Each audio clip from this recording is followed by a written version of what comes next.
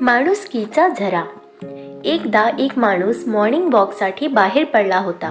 परत येताना त्याला रस्त्यावरील एका खांब्यावर एक चिठ्ठी घडी करून अडकून ठेवलेली दिसली.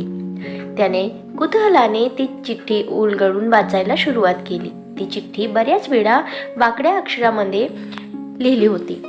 त्या चिठ्ठीतील मजकूर असा होता: माझी 50 रुपयांची नोट हरवली आहे. मी एक गरीब आणि वृद्ध महिला आहे. ही नोट इथेच कुठेतरी पडली असावी. मी ती नोट शोधायचा प्रयत्न केला, पण मला काही ती नोट सापडली नाही. ज्या कुणाला ही नोट सापडेल त्यांनी ती नोट खालील पत्त्यावर पोहोचवण्यासाठी कृपा करावी. त्या चिठ्ठीचा शेवटी पत्ता दिला होता आणि गणपतीच्या देवाळाजवळ अशी खूण पण सांगितली होती. त्या माणसाला काय वाटले कोणास ठाऊक, तो पत्ता शोधत निघाला. हा पत्ता एक गरीब आणि दरिद्री झोपडपट्टीतला निघाला. त्याने त्या वस्तीतील गणपतीचे देऊळ शोधून काढले व त्या पत्त्यावरील घर पण शोधून काढले. ते घर म्हणजे चंद्रमौळी झोपडी होती. झोपडीचे दार बंद होते. त्याने दाराची कडी वाजवली. एका जक्क म्हातारीने दार उघडले. त्या म्हातारीचे सर्वांग लटपट होते. काठीचा आधार घेऊन ती कशीबशी उभी होती. शरीर खंगलेले, चेहरे सुरकतलेला, गालाची हाडे वर आलेली, अंगावर फाटके कपडे, पण चेहऱ्यावर स्वाभिमान असे तिचे रूप होते. आजी, मला तुमची 50 रुपयांची नोट सापडली आहे. हे घ्या तुमचे पैसे, असे म्हणून त्याने खिशातील 50 रुपयांची नोट काढून आजींना दिली. कमाल आहे, माझी हरवलेली 50 रुपयांची नोट देण्यासाठी आतापर्यंत 40 माणसे येऊन गेली. तू 41वा आहेस.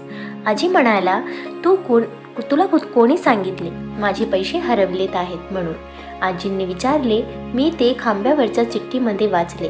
त्या माणसाने उत्तर दिले. एक तर माझे पैसे मुळीच हरवले नाहीत. दुसरे म्हणजे ती खांब्यावरची चिठ्ठी मी लिहिली नाही, कारण एक तर मला नीट दिसत नाही, त्यामुळे मी घरातून बाहेर पडत नाही.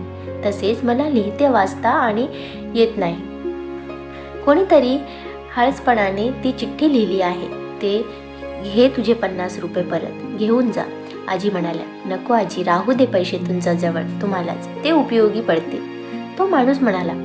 कमाल आहे, आतापर्यंत जो माणूस माझे हरवलेले 50 रुपये परत द्यायला आला त्याला मी पैसे परत घे म्हणून सांगितले तर प्रत्येकाने हेच उत्तर दिले. आजीबाई म्हणाले. माझे एक काम करशील? माझी बाईंनी विचारले. हो सांगा ना, तुमचे काम नक्की करेन, त्या माणसाने उत्तर दिले. अरे बाबा, जाताना ती खांब्यावरची चिठ्ठी काढून टाक. लोकांना उगीच त्रास होतो आणि भुर्दंड बसतो. मी सगळ्यांनाच ती चिठ्ठी पाळून टाकायला सांगितले, पण अजून कोणी ते काम केलेले दिसत नाही.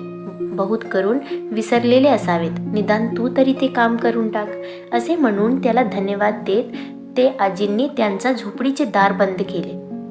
परत जाताना त्या माणसाला त्या खांबावरची चिठ्ठी दिसली. ती चिठ्ठी काढण्यासाठी म्हणून तो त्या खांबाजवळ आला आणि थबकला.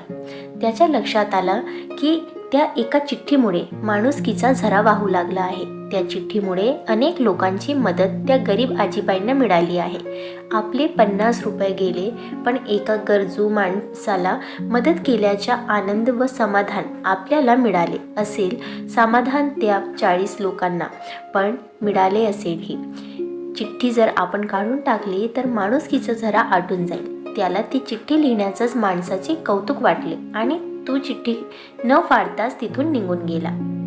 माणुसकी नाही, माणुसकर नाही अशी हाकाटी आपण मारत असतो. हल्ली माणुसकी शिल्लक राहिली नाही. माणसाला माणसाची पर्वा किंमत राहिली नाही अशी बोंब फुकट आपण सगळीकडे फिरत असतो. पण समाजात माणुसकीचे असेल सुप्त झाले नेहमीच वाहत असतात. फक्त आपल्याला ते दिसत नसतात. माणुसकीचे हे झरे समाजाला व माणसाला जिवंत ठेवत असतात. असे झरे हेच समाजाला जिवंतपणाचे लक्षण असते.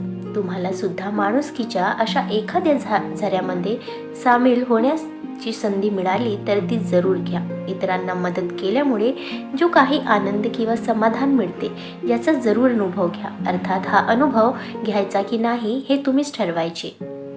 मित्रांनो, तुम्हाला ही कथा कशी वाटली कमेंट करून नक्की सांगा आणि व्हिडिओ आवडल्यास लाईक शेअर करायला विसरू नका आणि अशी छान छान कथासाठी चॅनलला सबस्क्राईब नक्की करा.